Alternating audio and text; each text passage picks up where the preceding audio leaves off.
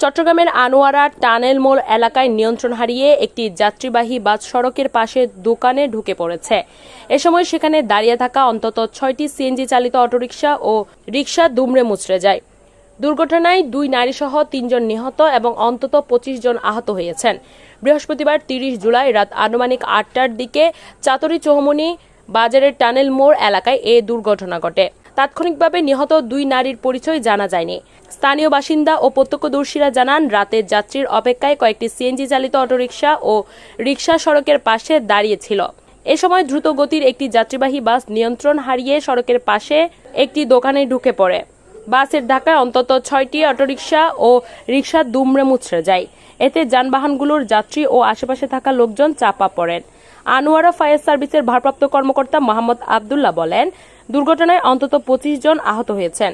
হাসপাতালে নেওয়ার পর ২ জনের মৃত্যু হয়েছে। আহতদের উদ্ধার ও হাসপাতালে পাঠানোর কাজ চলছে। আনোয়ারা উপজেলা স্বাস্থ্য কমপ্লেক্সের কর্তব্যরত চিকিৎসক ডক্টর অনন্দিতা বলেন, দুর্ঘটনায় ৩ জন নিহত হয়েছেন। আহতের সুনির্দিষ্ট সংখ্যা এখনও নিশ্চিত করা যায়নি। আহতদের প্রাথমিক চিকিৎসা দিয়ে উন্নত চিকিৎসার জন্য চট্টগ্রাম মেডিকেল কলেজ হাসপাতালে পাঠানো হচ্ছে।